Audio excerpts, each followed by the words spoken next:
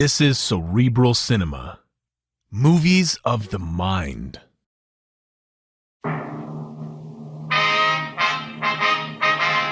Sound off for Chesterfield. Chesterfield is best for you. First cigarette with premium quality in both regular and king size. Chesterfield brings you Dragnet.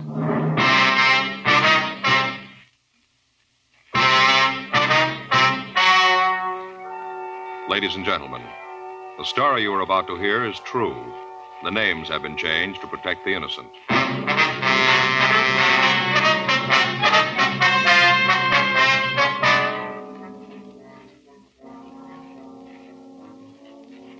You're a detective sergeant. You're assigned a burglary detail. A wave of burglaries has broken out in your city. The thieves are fast. They're clever. Your job? Get them. Years ahead of them all. Chesterfield is years ahead of them all. The quality contrast between Chesterfield and other leading brands is a revealing story. Recent chemical analyses give an index of good quality for the country's 6 leading cigarette brands. The index of good quality table, which is a ratio of high sugar to low nicotine, shows Chesterfield quality highest. Chesterfield quality highest. 15% higher than its nearest competitor. Chesterfield quality highest. 31% higher than the average of the 5 other leading brands. Yes, Chesterfield is first with premium quality in both regular and king size. Don't you want to try a cigarette with a record like this? Chesterfield.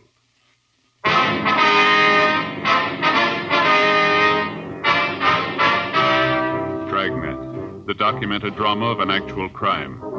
For the next 30 minutes, in cooperation with the Los Angeles Police Department, you will travel step by step on the side of the law through an actual case transcribed from official police files. From beginning to end, from crime to punishment, Dragnet is the story of your police force in action. It was Thursday, December 10th. It was cold in Los Angeles. We were working the day watch out of burglary detail. My partner's Frank Smith. The boss is Chief of Detectives Thad Brown. My name's Friday. We were on the way out from the office, and it was 10:14 a.m. when we got to the Armstrong Schneider Jewelry Company, the manager's office. Can I help you? Yes, ma'am. Police officers, we'd like to see Mr. Armstrong. Oh, yes. Just a minute. The police officers are here. Yes, sir, right away. Will you go right in, please? Thank you very much. Mr. Armstrong's office. Yes, sir. I'm sorry, but he's in a meeting. Won't you come in? Thank you very much. Thanks, sir. Mr. Armstrong? Yes. It's my partner, Frank Smith. My name's Friday. How do you do? Won't you sit down? Thank you very much. Thanks. Would you like a cigarette? Yes, sir. Thank you. Thanks. I have a lighter. As you know, this firm is probably the foremost fine jewelry store on the coast. Yes, sir. I wonder if you'd tell us about the theft. Yes. Well, we discovered it this morning. About what time was that? Well, about 9:45. That's when we missed it. I guess the necklace was taken about 9. Must have been right after we opened. Could you give us a description of the piece, sir? Yes, I have it right here. Got it from the insurance records. Have a drawing of it. We always have that done on high-priced items. Mm-hmm. Here you are. Thank you. Mm-hmm. What value do you place on the necklace? It's insured for $8,000. Firm can't afford to take a loss like that. Could you tell us exactly how it was taken? Yes, I can. It was just after 9. We just opened the front doors. People had started to come in. Lots of shoppers. Christmas, you know. Yes, sir. Well, this one couple came in, asked to see some of our more expensive necklaces. Henderson brought the tray out of the safe and showed the collection to the people. Henderson? Yes. He's the clerk who was waiting on the people. Oh. I gave him his notice. I had to. It looks to me like carelessness. I wonder if we could talk to him. Yes, all right. Thank you. Miss Courtney, would you have Henderson sent in here, please? Yes, right away. What? No, tell him I'll call later. That's right. Have him leave the number and I'll call back. Right, yes. He'll be right in. All right, thank you. How long has this Henderson been working here? I'd have to check the employment records to be sure. Offhand, I think it's been about 5 years. Ever since we opened at this location. We used to have a store downtown, then we moved out here. Mm-hmm. Where did he work before that? Well, let me see. I think it was someplace up north. San Francisco, I believe. Yes, he worked in a store up there. Had excellent references. He's a good salesman. But you gave him notice, huh? Well, I felt it was the only thing to do. If he's getting careless, he has no business working in a store that deals with expensive merchandise. Mm-hmm. Excuse me. Yes? Send him right in. What? No, please tell him to call later. No, I'm not into anyone. No one but Sharon. My wife. Yes, sir. Come in. Did you want to see me, Mr. Armstrong? Yes, come right in, Henderson. These are police officers, Mr. Friday and Mr. Smith. This is Charles Henderson. How are you? Hi. How are you? They'd like to ask you some questions about the theft. Yes, sir. Anything I can do to help? Could you give us a description of the couple you waited on? Yeah, I think so. The man was about 35, maybe 40. About how tall was he? Well, maybe 5'11". Might have been 6 feet. I'd say he weighed about 155 pounds, something like that. Uh-huh. How about his coloring, his complexion? It was light. Looked like he'd been out in the sun, though. His nose was all sunburned. I noticed it because you don't often see people with sunburns like that this time of the year. You know, December. Mm-hmm. How was he dressed, do you remember? Yeah, had a gray hat on, gray chalk-striped suit on, flannel blue shirt, maroon tie.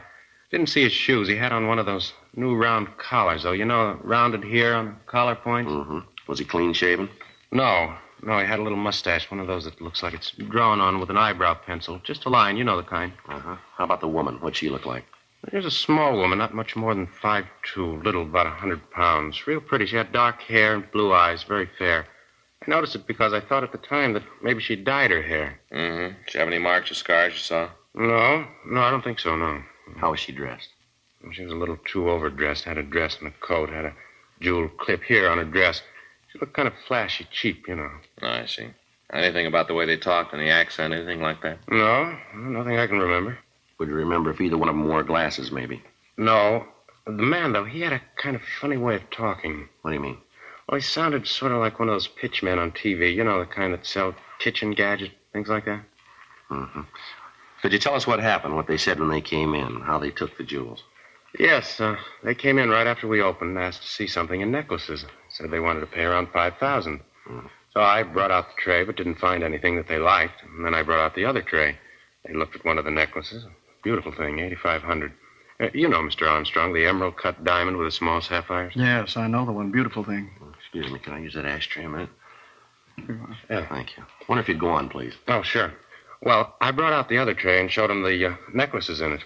They both looked for a long time. Then the woman said that she didn't think there was anything there she wanted. Mm-hmm. What was the matter? Didn't they care for our designs? No, it wasn't that, sir. They just didn't see anything they liked. So they moved back to the other tray. And then the woman said she'd found what she wanted. It was a small piece, 3 diamonds and 4 small rubies. Did they buy that? No, they said they wanted to think about it. They made a big thing about asking me if I thought that it would be sold before they could make up their minds. Mm-hmm. Well, I told them if they wanted to put a small deposit on it, we could hold it for them. Yeah. Man said he'd rather not do that. He said they'd know by this afternoon. At that time, there were several people in the store, Christmas shoppers, you know. Mm-hmm. Some of them were looking at a display of bracelets we had on the counter. I went over to them to see if there was anything I could do. You know, tell them that I'd get someone to wait on them. I understand. It's a foolish thing to do, I know that. I'm afraid it was. Yeah, I know now. Well, when I got back, the couple was leaving. They told me they'd be in this afternoon and let me know. Walked out of the store, and I stopped to help a gentleman that came in. When I turned back to the trays, I noticed that the necklace in the more expensive tray was gone. Mm-hmm. Would you be able to give us positive identification of these people if you ever saw them again? Yes, I'm sure I would. Wonder if you can come downtown with us and look at some pictures, see if you can identify the thieves for us. Of course, if Mr. Armstrong has no objection. Not at all. You'd like me to come along, too? I don't think that'll be necessary right now. If there's anything we need, we can get in touch with you here, can we? Yes, right here at my home. I can give you that number. All right, fine. Okay. Here it is. Thank you, sir. Well, thanks very much. You ready to go? Yes, sir, I'll get my hat. Just a minute, Henderson. Yes, sir? As soon as you get through down there, come on back. Your job's waiting for you. All right, sir. I'd like to come back. Anything I can do to help, just let me know. All right, Mr. Armstrong. Not at all. I'll get my hat and meet you at the door. Right. Have you notified the insurance company of the theft yet, Armstrong? I have a call into them now. I'm expecting an agent from the firm any minute. Sure hope you can recover it. Yes, sir. We'll do the best we can. An $8,000 necklace. How do you think they'll go about disposing of it? Break it up? Well, either that or leave it in one piece. That'll make it kind of hard to unload, won't it? $8,000? Not at their price.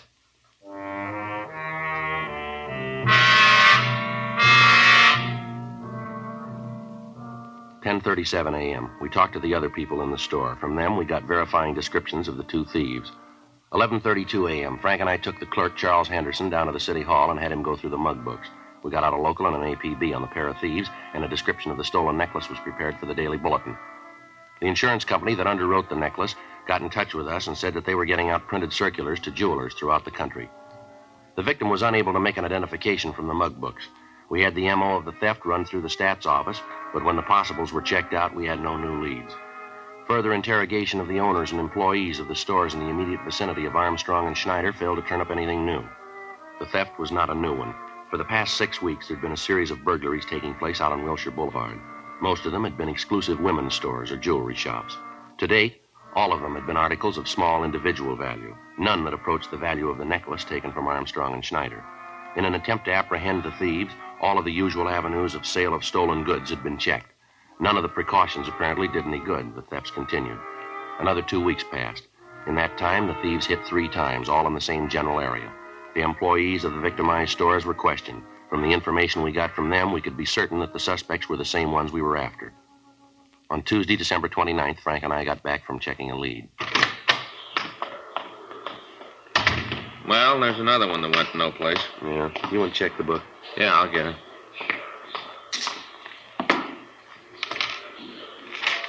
Anything there? Yeah, there's a call here from Alex Olson. Olson? Yeah, got a Dunkirk number. You know Olson? No, that name doesn't mean anything to me. Say what it's about? No, so just call him, because it's important. All right, give me the number, huh? Yeah. Here you go. What is this, 190? Is that a 9? Yeah, I think so. Yeah, it's a 9. You don't make 9s very good. Lopey, can't write. Can I speak to Alex? Oh, Alex Olson. Yeah. Yeah, that's right. The hotel. Yeah. Hello. This Olson? Yeah. This is Friday. Police department. You want me to call you?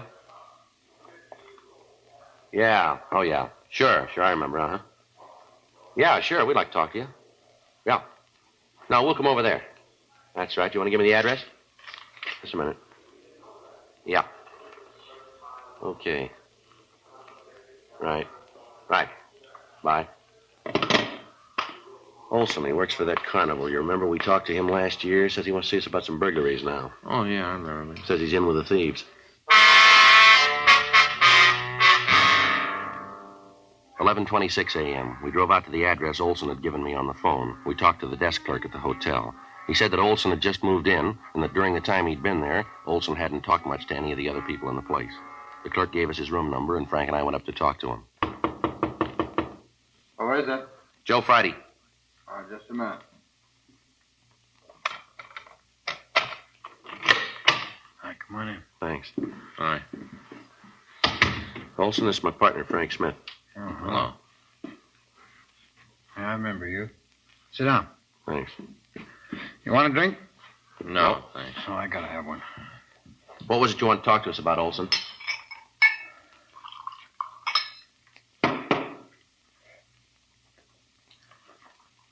Olson? What was it you wanted to talk to us about? Oh, man. Running with a hangover. I really get 'em. Yeah, now let's get to the point, shall we? What's on your mind? Oh, I'll tell you. I don't know why I drink so much. I feel terrible the next day. I always drink too much. All right, now look, Olson, maybe you got a lot of time. We haven't. We didn't come over here to sit and watch you drink. Now get to the point. You said on the phone that you were in with a gang of thieves we're looking for. Now what about it? What I told you on the phone is true. It's all true. I'm glad to tell you. Get it over. Get it all out in the open. That's what I need to do. Get it all out in the open. You had any breakfast yet? No, I just got up before I called you. Is there any place around here you can get something to eat? Don't make no difference around here. Nobody knows me. I think there's a place down the street right next to the hotel. But what's all this about food? I think you'll feel better if you have something to eat, won't you? Oh, wait a minute. You've had enough of that. Put it down. I don't want no food. All right, we do. Let's go. You guys are getting a little bossy, aren't you? We want to hear what you got to say. You keep hitting that bottle, neither one of us is going to make it. Come on, fella. We'll buy you some breakfast. You got a coat? It's cold out. Oh, yeah. I'm sure glad you guys came. I'm glad to get this off my Wait a minute. chest. Those dresses in there. Woman's clothes. Those belong to you? Oh, no. I'm just keeping them for a friend. Well, labels on some of them here. Come from out on Wilshire, don't they? You get a gold star. I'll tell you about that. That's part of the deal. You want to tell us now? Well, look, you made a deal about some coffee. Maybe it'll help me find my hands. Are you going to back out now? All right, let's go. We'll come back. Sure, you can come back. Take all the time you want to. Look the dresses over. I got some other stuff you'll want to see, too. But come on, let's go.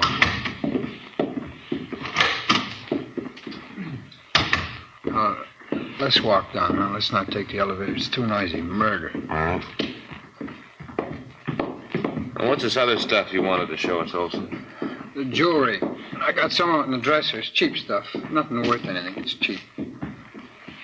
Where'd you get the clothes and jewelry? Oh, Red asked me to keep him for him. Who? Oh, he's the guy you want. He's the one that's engineering the thefts. He's the one. He's a real crumb. Big man. He's the one you want. I'd like to see you get him. How many other people working with him? 3 others. You know who they are? Sure. I know the whole story, start to finish. I know the whole thing. I'll tell you all about it. Let's go out the side way. All right. Now, where's this coffee shop? Wait a minute. You sure you wouldn't like a belt? No, and neither do you. Now, let's go. Okay, you're calling it. Restaurant's right down here, just a couple of doors. You know where this Red is? Yeah, I'll tell you. He's the one you want. How about the woman who works with him? Oh, that's May. Red's not the guy who goes into the stores, though. A fellow that works that part of the operation is his brother-in-law, a guy named Hank. What was her name? May. Was May. Is she the woman in the team? Yeah. Red wouldn't trust anybody else. Not him. He's a big man, you know. You don't believe it, you just ask Red. He'll tell you. Big man, big bum. This the place? Yeah. You positive? No, I guess you wouldn't.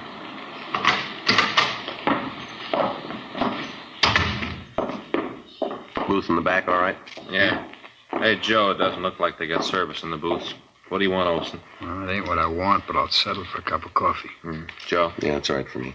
I'll get it and bring it back. All right. Come on, Olson, let's go back. Sit down. All right, now suppose you start right at the beginning and tell me about it, huh? Who's Red? How do they work the operation? Where can we find them? Tell us everything. All right. Well, first off, Red's real name is Keith Jameson. They call him Red because he's got red hair, it figures. Yeah. What's he do for a living? He works for Carney. Most of the year we're on the road. This is the off-season, so he's laying up in a trailer camp out in the valley. He doesn't do anything regular now. He just steals.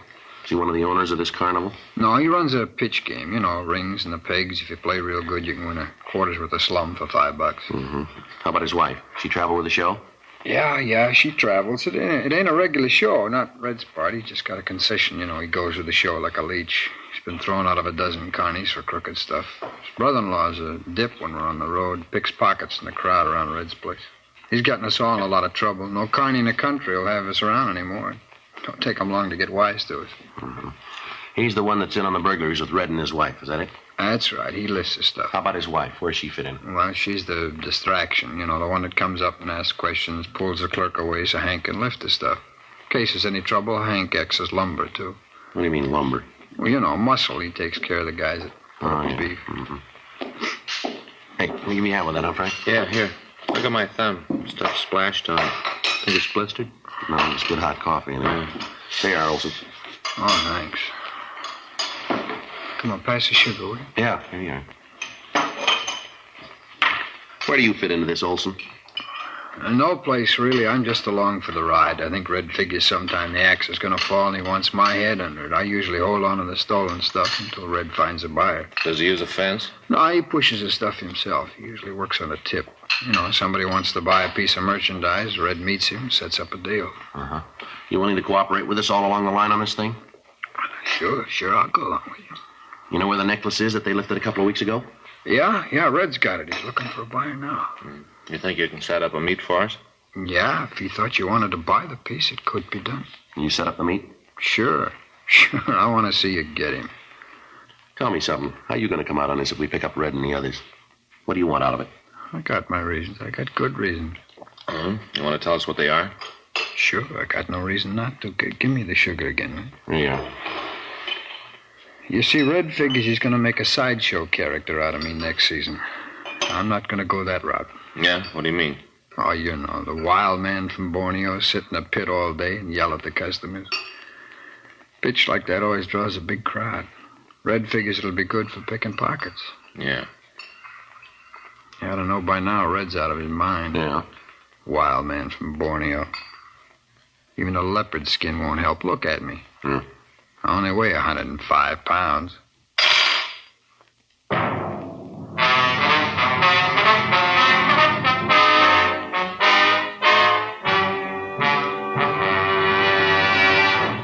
You are listening to Dragnet, the authentic story of your police force in action.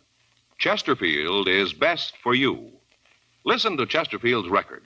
For a full year and 2 months, a doctor has been making regular examinations of a group of Chesterfield smokers, and he reports no adverse effects to the nose, throat, and sinuses from smoking Chesterfields. Don't you want to try a cigarette with a record like this? Chesterfield. First, with premium quality in both regular and king size. Chesterfield. First choice with Young America. And that's from a survey of 274 colleges and universities. Try Chesterfields today. Remember, Chesterfield is America's best cigarette buy.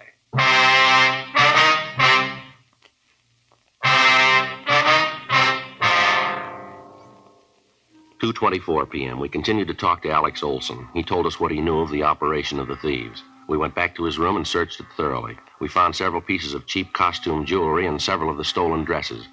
Most of the other things in his room were worthless. As far as we knew, had not been stolen. We took him down to the city hall and had him checked through R&I. He had an arrest record showing several arrests for being drunk in a public place. We checked the name Keith Red Jameson through the files. There was no record on him. There was no record in the moniker file either. Jameson's brother-in-law and the two women were also checked out, but we found no previous criminal record for either of them. Communications were gotten off to Washington to check the possibility that the suspects might have records in other states. 4:40 p.m. We met in Captain Wisdom's office. Olson told us that he'd arrange a meeting for us with Red. While we listened on an extension phone, he called the suspect, told him that he had a buyer for the necklace.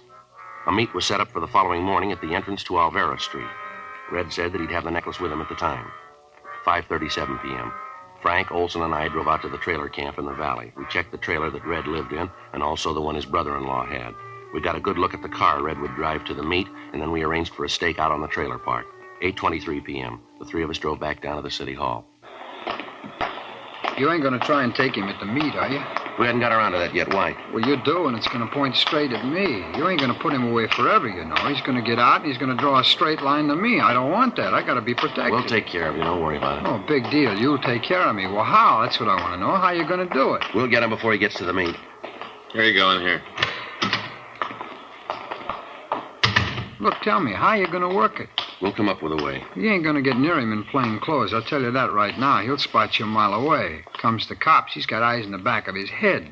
You can't get anywhere near him in those clothes. Don't worry, we won't. He'll be picked up for something else. We'll find the necklace on him if he's got it, and he'll never know that's what we're after. Well, how you gonna work it? How? We'll be in uniform, in a traffic car coming in from the valley. That might work, huh, Frank? Yeah, think so. He's bound to make a mistake. When he does, we'll be there. Yeah, that'll do it. He'll never figure I had anything to do with that, never. Yeah, it ought to work. Yeah, that'll work good. Yeah. You guys wouldn't like No, a drink? we wouldn't. No booze. Okay. I just noticed the bar across the street. I thought maybe you guys would like to stop there. I'd feel a little better about this if I had a drink. Just a little one. Come on now, bud. Sorry, Alex. We got to take you over to the main jail. You got a what? For the time being, we got to hold you. Oh, well, now, wait. It ain't the jail that bothers me, not being in jail. It's just that I hear it's pretty rough to get a drink over at the Gray Bar Hotel, you know. That's the only thing that bothers me. There's no room service there. Yeah, well, it'll all work out for you. Oh, I don't know. Since I got mixed up in this thing, seems like I got no choice in anything. It don't seem fair. I got no choice. DA's office will know what you did. It'll be marked down that way. Well, I got no beef with you guys. You better take it easy with Red, though. Is that right? Yeah, he's got a gun.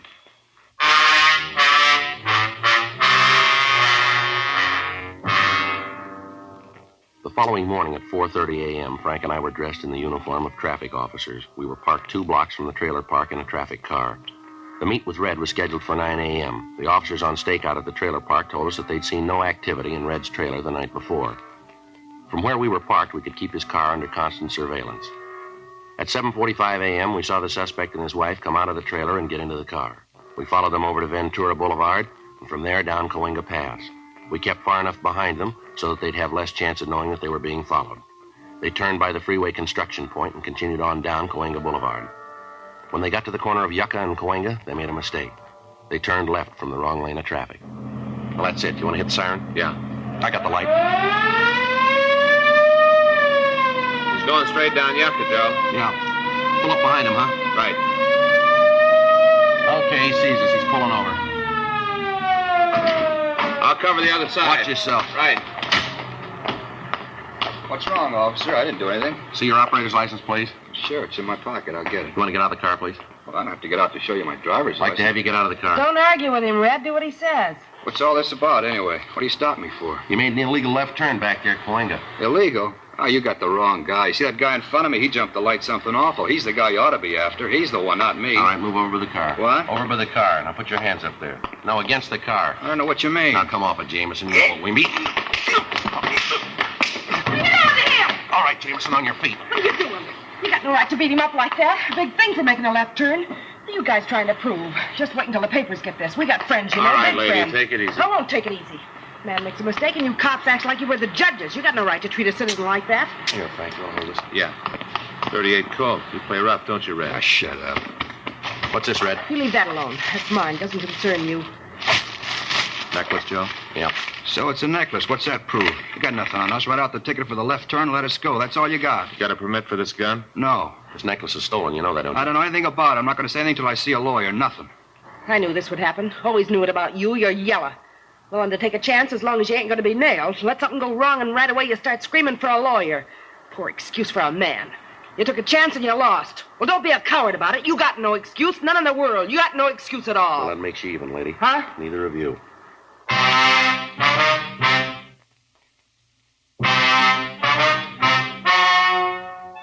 The story you have just heard is true. The names were changed to protect the innocent. On April 15th, trial was held in Department 87, Superior Court of the State of California, in and for the County of Los Angeles. In a moment, the results of that trial. Now, here is our star, Jack Webb. Thank you, George Fenneman. I sure hope you were listening real close to what George Fenneman had to say tonight, because it proves what I always tell you. You can't beat the premium quality you get in Chesterfield, regular or king size. I'd like you to try Chesterfields. They're much milder, and they have a wonderful taste.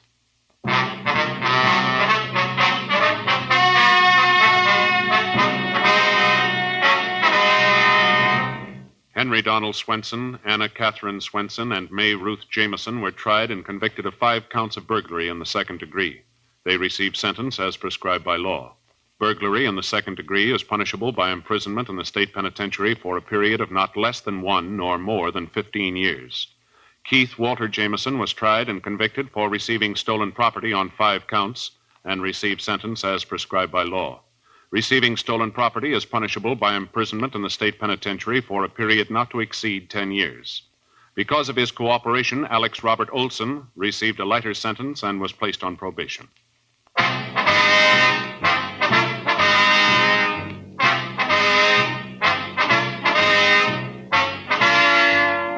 You have just heard Dragnet, a series of authentic cases from official files. Technical advice comes from the Office of Chief of Police W.H. Parker, Los Angeles Police Department. Technical advisors Captain Jack Donahoe, Sergeant Marty Wynn, Sergeant Vance Brasher. Heard tonight were Ben Alexander, Stacey Harris, script by John Robinson, music by Walter Schumann. Hal Gibney speaking.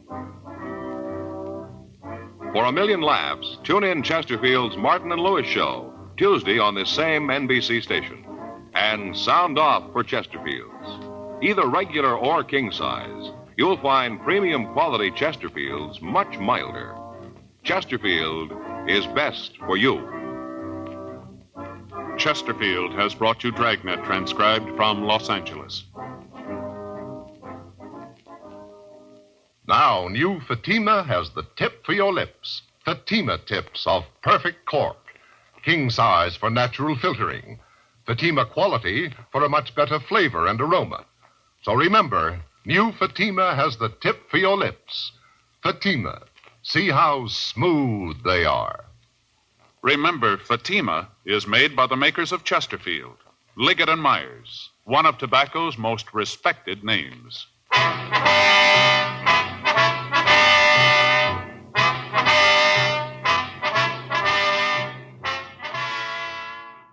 Cerebral Cinema hopes you have enjoyed this movie of the mind.